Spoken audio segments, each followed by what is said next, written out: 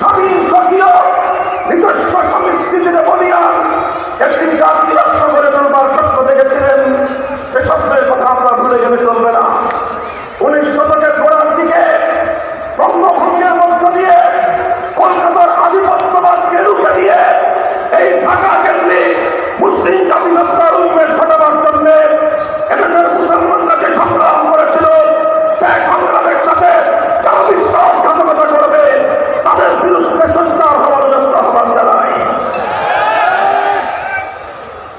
আমাদেরকে মনে রাখতে হবে, সাম্প্রদায়িক উগ্র উৎসাহিতা রবীন্দ্রনাথ সহ যারা এই পূর্ববঙ্গের উত্থানকে ঠেকিয়ে দেওয়ার জন্য ব্রিটিশদের সঙ্গে মিলে ষড়যন্ত্রের জানা বেঁধেছিল, তাদেরকে কখনোই বাংলাদেশের স্বপ্নপুরুষ হিসেবে, বাংলাদেশের স্বাধীনতার স্বপ্নপুরুষ হিসেবে এ জাতি চিন্তা মেনে নেবে না। বন্ধুবান, আমাদের এই জাতিসত্তা গঠনের পিছনে 1947 সালের রাজনৈতিক বিভাজনকে যারা মুছে ফেলতে চায়, তারা বাংলাদেশের মানচিত্রকে মুছে ফেলবার ষড়যন্ত্র করে। 1947 সালের দেশ বিভাগের সময় ঐতিহাসিকভাবে বিভক্তির মধ্য দিয়ে বাংলাদেশের এই অঞ্চল, এই মানচিত্র ইসলাম এবং মুসলমানদের জন্য সংরক্ষণ করা হয়েছিল। 24 বছর পর্যন্ত পশ্চিম পাকিস্তানি শৈল শাসকরা এদেশের মুসলমানদের সঙ্গে কাশ্মীর বিশ্বাসঘাতকতা করেছে, যার অনিবার্য পরিণামে 1971 সকল তুলন ফসল কাশ্মীরের প্রবল রচনা করে বাংলাদেশ স্বাধীনতা লাভ করেছিল। সমাজের পতাকা পৃথিবীর আকাশে উন্নীত হয়েছে।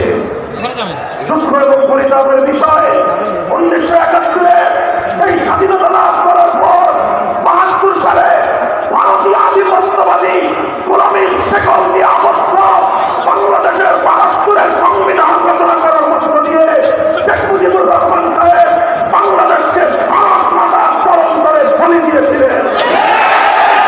এরপরে আমরা দেখেছি 72 সাল থেকে 2024 সাল পর্যন্ত 71-এর চেতনাকে হত্যা করবার সকল আয়োজন, 71-এর চেতনাকে হত্যা করে 72-এর চেতনা প্রতিষ্ঠা করবার আয়োজন করা হয়েছে।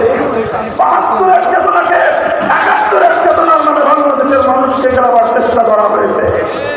আমরা ব্যর্থহীন করে চ্যালেঞ্জ করে বলতে চাই, 1971-এর মুক্তিযুদ্ধের আগ পর্যন্ত আওয়ামী লীগের কোন লিডার, কোন নেতা নেত্রী, বাংলাদেশের কোন রাজনৈতিক নেতা কর্তৃক গেলেও এদেশ থেকে ধর্মনিরপেক্ষতার আলাদা করবার ঘোষণা দেয় নাই।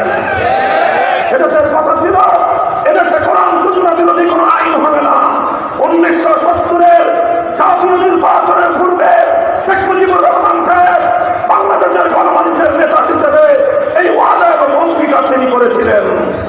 অত্যন্ত দুঃখ এবং পরিতাপের বিষয় হল 70-এর নির্বাচনের আগে জাতির সঙ্গে তার এই অঙ্গীকার এবং ওয়াদা আমরা দেখেছি নির্বাচনে 72-এর সংবিধান তৈরির মাধ্যমে বাংলাদেশ থেকে ধর্মভিত্তিক তথা ইসলামী রাজনীতি নিষিদ্ধ করবার মাধ্যমে 70-এর সেই ওয়াদার সঙ্গে শেখ মুজিবুর রহমান সাহেব গাদ্দারি এবং বিশ্বাসঘাতকতা করেছে। সংগ্রামী সাথী ও বন্ধুগণ, আজ সময় এসেছে কথা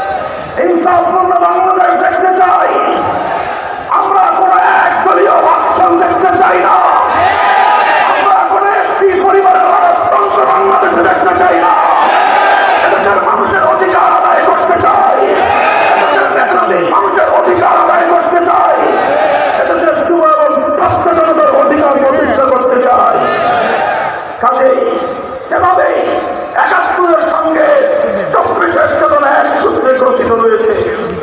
২০২৪ সালে যে আন্দোলন হয়েছে, যে সংগ্রাম হয়েছে, সেই সংগ্রাম অভ্যুত্থান আমাদেরকে চোখে আঙুল দিয়ে দেখিয়ে দেয়।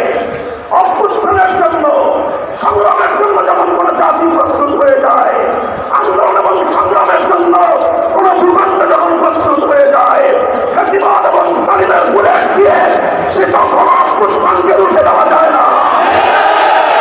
মানুষের জাগরণকে বুলেটের আঘাত দিয়ে স্তব্ধ করে দেওয়া যায় না। সুতরাং হে আমার